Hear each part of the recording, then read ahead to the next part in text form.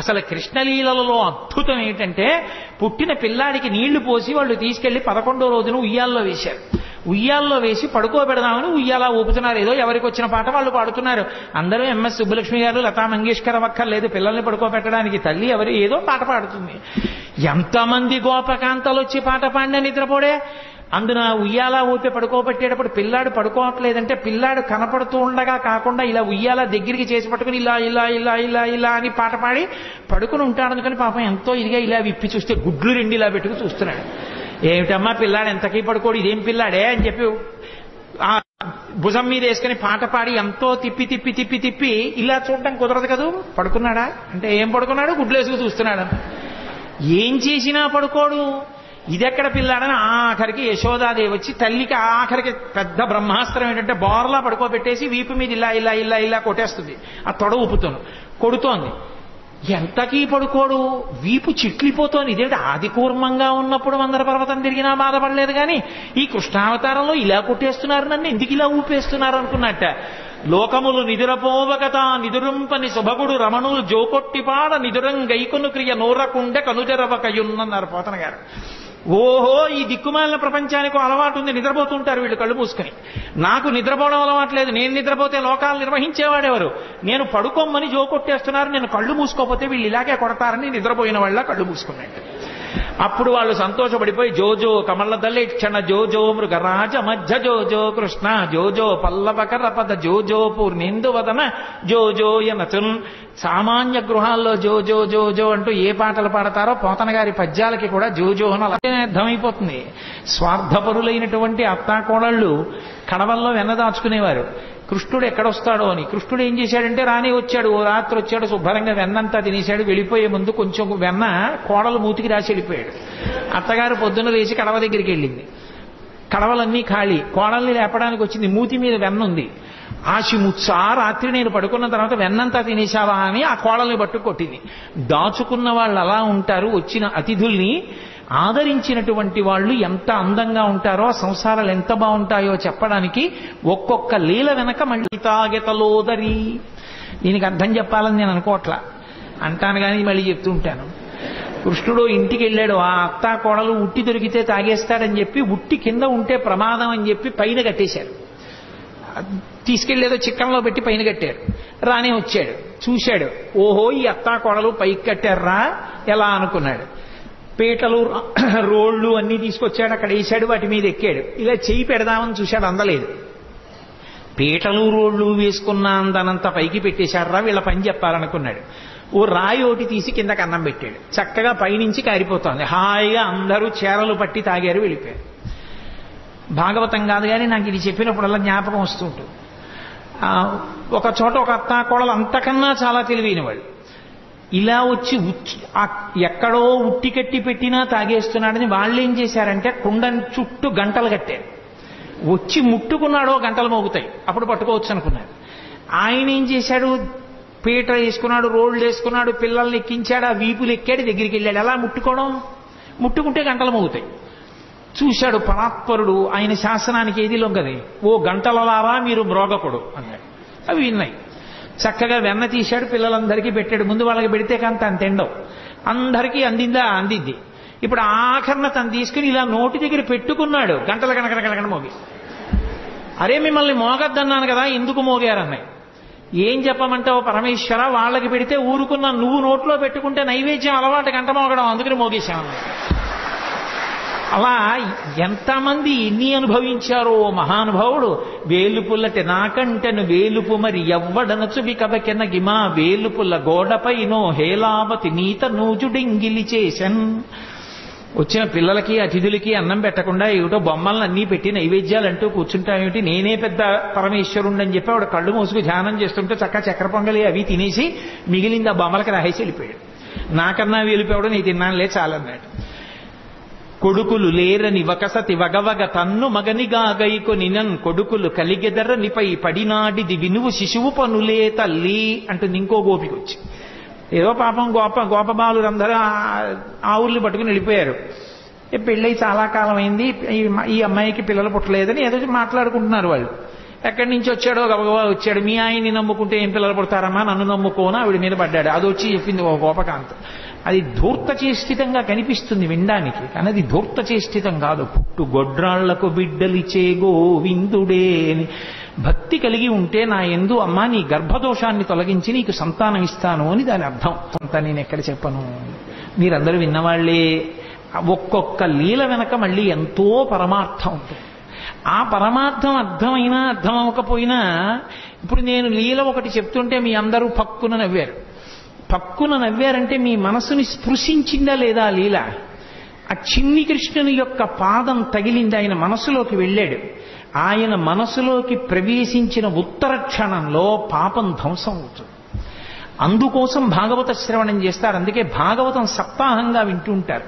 భాగవతం సప్తాహంగా వినడానికి కారణం ఏమిటి అంటే 7 రోజులుగా వినడానికి కారణం 8 రోజు వినకూడదని కాదు. ఎవరు ఎంతకాలం బ్రతికినా బ్రతికేది 7 రోజులే. 70 ఏళ్ళు ఉండనివ్వండి, 80 ఏళ్ళు ఉండనివ్వండి, 100 ఏళ్ళు ఉండనివ్వండి. ఆది సోమ మంగ బుధ గురు శుక్ర శని తప్ప బతకడానికి 8వ రోజు లేదు, చావడానికి 8వ రోజు లేదు. ఉండేది 7 రోజులే. కాబట్టి ఆ 7 రోజులు భాగవత శ్రవణం చెయ్యవలసిందే. భాగవత శ్రవణం చేస్తే పరమేశ్వరుని యొక్క అవతార కథలు, కృష్ణ పరమాత్మ యొక్క కథలు వింటే పాపరాశి ధ్వంసం అవుతుంది. కాబట్టి ఆ పాపరాశి ధ్వంసం అవడానికి మార్గం శ్రీకృష్ణ పరమాత్మ యొక్క లీలలు వినడమే. కాబట్టి భాగవత శ్రవణం చేస్తూ ఉంటారు. ఎంతమంది పెద్దలు ఎన్ని రీతులు అనుభవించారో మహానుభావుడు. నేను మీకు తెలుసు, నేను తరచుగా అంటుంటాను, శ్రీకృష్ణకర్ణ ఎప్పుడు చదివిందో నేను ఈ భాగవతం, శ్రీకృష్ణకర్ణామృతం ఇవన్నీ ఎప్పుడో ఏదో సభలో అంటుంటాను. కానీ ఎన్నాళ్ళు ఇందో నేను అసలు ఆ పుస్తకాలు ముట్టుకుని చదివి ఏదో ఇక్కడ ఏదో కృష్ణావతారం అని ఇవాళ పరమేశ్వరుడు జ్ఞాపకానికి తెస్తున్నాడు కాబట్టి ఆ పద్యాలు చెప్తున్నాను. అంతేగాని శ్రీకృష్ణ కర్ణామృతంలో ఆ కృష్ణ పరమాత్మ యొక్క లీలలు ఎంత అద్భుతంగా ఆవిష్కరిస్తాడో. ఓ చోట అంటాడు లీలాశకుడు, ఏదో ఒక గోపకాంత చాలా కాలం అయిపోయింది, ఎవరింట్లోనూ చిక్కపట్టలేదు ఈ కృష్ణుడు, వస్తున్నాడు వెన్నెత్తుకుపోతున్నాడు, ఎలా అయినా పట్టుకోవాలి. యశోద మా అబ్బాయి అలాంటి తప్పులు చేయడం మాని కదా అంటోంది. రెడ్ హ్యాండెడ్గా పట్టుకున్నాడంటారే, అలా వెన్న చేత్తో ఉన్న కృష్ణుడిని పట్టుకోవాలనుకో అని కావాలని కడవ తీసుకెళ్లి గుమ్మం దగ్గర పెట్టి వస్తాడుగా. భలే దొరికారా వీళ్ళు ఎవరో అనుకుంటాడు. వస్తాడు, తను తలుపు చాటును నించుంది, పట్టుకుంటాను ఈసారి. ఈ ఉత్తి చేత్తో ఉంటే మళ్ళీ అమ్మో ఏం దబాయిస్తాడో, కొంచెం నోటికి కూడా పూసుకున్నాక పట్టుకుంటాను అనుకో. తలుపు చాటున నించుని చూస్తోంది, వచ్చేసాడు. వచ్చేస్తే తెలిసిపోతుంది. అంటే ఏదో చిరుమువ్వ గజ్జెలు చిన్ని కృష్ణ నిన్ను నే కోరి కొలుతూ అన్నట్లుగా ఆ గజ్జెలు పెట్టుకుని వస్తాడు చప్పుడు చేసుకుంటూ. వచ్చి వెనకాల పిల్లలందరూ వస్తారు. ఆవిడ పక్కనే ఉంది పట్టుకుందామని. తెలియదు కదా, తెలియదని మనం అనుకోవాలి అందాక. అందుకు తెలియదు, ఆ పక్కనే ఉంది గోపిక పట్టుకోవడానికి. అందుకని ఒక్కొక్కళ్ళని సంజ్ఞ చేశాడు. వచ్చేశారు, తీస్తున్నాడు, పెడుతున్నాడు, చక్కగా ఒక్కొక్కడు పుచ్చుకుంటున్నాడు. బఫే భోజనంలా ప్లేట్ పెట్టుకుని వెళ్ళిపోతున్నాడు తినడానికి. ఆఖరిని అందరే అయిపోయింది లైన్, ఎవరు లేరు కాబట్టి ఇప్పుడు తను తినచ్చు. కూర్చుని అలాగో గోపికలు లేరు, ఈ ఇంట్లో పిచ్చేళ్ళు బయట పెట్టి వెళ్ళిపోయారని చెప్పి చక్కగా తీసుకుని ఇలా నోట్లో పెట్టుకున్నాడు. పెట్టుకోగానే గోపిక వచ్చి పట్టుకుంది. పట్టుకుని ఆ కృష్ణుణ్ణి చూసింది. పిల్లాడు కదా, భయపడిపోయి ఇలా అనాలి, ఏమీ అనలేదు, ఇలా చూశాడు అన్నాడు. అయ్యబాబోయ్ ఇదేమిటి ఇంత ధైర్యం అనుకుని అసలు ఏమంటాడో చూద్దామని కస్తంబాల. ఎవరు పిల్లాడా నువ్వు? తెలుసు కృష్ణుడని. ఎవరు నువ్వు అని. ఆయన ఏమనాలి? నేను కృష్ణుడిని అనాలి. ఆయన కృష్ణుడిని అనలేదు. బలానుజహ, బలరాముడి తమ్ముడు అన్నాడు. మధ్యలో ఆయన ఊసేందుకు? ఆయన ఏమైనా వచ్చాడా, తిన్నాడా, దొంగతనాలు చేశాడా? అంటే ఎక్కువ మందిని ఇన్వాల్వ్ చేస్తే శిక్ష తక్కువ పడుతుంది. అందుకని పాపం ఏ పాపం ఎరగని అన్నగారిని తీసుకొచ్చాడు. నా పేరు చెప్పడం మానేసి అన్నయ్య పేరు చెప్పడం. కస్తంబాల బలానుజహ. అమ్మ బాబోయ్, గుండెలు తీసిన బంటు, నీ పేరేమిటంటే బలరాముడి తమ్ముడు అంటున్నాడు, తన పేరు చెప్పట్లేదని ఆవిడ కిమిహతే. ఇక్కడికి ఎందుకు వచ్చావు? ఓసారి ఇలా చూసి, ఓ మా ఇల్లు కాదా, మన్మందిరాశంకయా, మా ఇల్లు అనుకున్నాను. అమ్మ బాబోయ్ మీ ఇల్లు అనుకుని వచ్చావా? ఇంత నిజంగా గుండెలు తీసిన బంటూరా నాయన నువ్వు అనుకుని ఓ సరే పోన్లే. యుక్తం తం నవనీత పాత్ర వివరే హస్తం కిమర్థం యసేహే అంది. బాగుందిరా నాయన, మరి వెన్నకుండలో చెయ్యి ఎందుకు పెట్టావు? ఆయన అన్నాడు వెంటనేను, అమ్మా కాసేపు గట్టిగా మాట్లాడుకుంటా ఉంటావా? మాతకంచనవత్సకం మృగయితం మాదా విషాదం క్షణ ఇత్యేవం వరవల్లవీ ప్రతివచ కృష్ణస్య పుష్ణాతునః. ఎందుకమ్మా అంత గట్టిగా ఊరికే ఏంటి వెన్న కుండలో చెయ్యట్టావు, ఇక్కడికి ఎందుకు వచ్చావు అరుస్తానంటే మా ఆవు దూడ ఒకటి తప్పిపోయింది, వెన్నకుండలో ఉందేమో అని వెతుకుతున్నాను, కారిస్తే పారిపోతుంది దూడని. వెన్నకుండలో దూడ దూరిందా, చెయ్యి పెట్టి వెతుకుతున్నావా, దూడ పారిపోతుందా అని తెల్లబోయి ఆవిడ చెయ్యి వదిలేసింది, పారిపోయింది. అలా నిర్భయంగా గోపకాంత పట్టుకున్నా కూడా తిరగబడి జవాబు చెప్పిన కృష్ణుడు ఉన్నాడే, ఆయన మమ్ము రక్షించుగాక అంటాడు. కృష్ణస్య పుష్ణాతునః. నహ అంటే సంస్కృతంలో మమ్ములను అని. శంకరాచార్యుల వారు సౌందర్యలహరిలో ఎక్కువ వేస్తారు నహ అన్న శబ్దాన్ని. ఎంత ప్రమాదం జరిగి ఉండేదో. ఆఖరికి ఒకానొక సమయంలో అయితే అర్జునుడు దూరంగా ఉండడం చూసి కర్ణుడు చాలా భయంకరమైనటువంటి యుద్ధం చేశాడు ధర్మరాజు గారితో. ధర్మరాజు గారు ఆ యుద్ధంలో తట్టుకోలేకపోయాడు. తట్టుకోలేక కర్ణుడి చేతిలో విశేషంగా దెబ్బలు తిని ఇంటికి వచ్చాడు. అర్జునుడు తిరిగి వచ్చాడు, మా అన్నగారు ఇవాళ యుద్ధంలో ఇన్ని దెబ్బలు తిన్నారట అని బాధపడి ధర్మరాజును చూడ్డానికి వెళ్ళాడు. ధర్మరాజుకి ఎక్కడ లేని ఆగ్రహం వచ్చి, నువ్వు కర్ణుడిని నిర్జించలేదు, నేను ఇంత బాధపడ్డాను, నీకు చేత కాకపోతే ఆ గాంధీవం ఎవరికన్నా ఇవ్వకూడదా అన్నాడు. వెంటనే అర్జునుడు కృష్ణుడి వంక తిరిగి అన్నాడు, గాంధీవం నీకు చేత కానప్పుడు ఎవరికైనా ఇవ్వకూడదా అని నన్ను ఎవరైనా అంటే వాళ్ళని చంపేస్తానని ప్రతిజ్ఞ చేశాను. ప్రతిజ్ఞాభంగం చేయకూడదు. కాబట్టి బావా నేను ఇప్పుడు ధర్మరాజు గారిని చంపేయాలి, అన్నయ్యని ఎలా అని అడిగాడు. అడిగితే అయ్యో ఇప్పుడు ధర్మరాజు గారిని చంపేస్తే యుద్ధం ఎలాగయా, ఈ ప్రతిజ్ఞలు బాగున్నాయి, గాంధీవం ఎవరికన్నా ఇచ్చేయి అన్నవాడిని చంపేస్తానని ప్రతిజ్ఞ చేశావా? ధర్మరాజు అన్నాడా, అందుకని అన్నయ్యని చంపేస్తావా? ఇదెక్కడి ప్రతిజ్ఞ? చంపేయడంతో సమానం ఏమిటంటే ఏకవచన ప్రయోగం చేయడమే.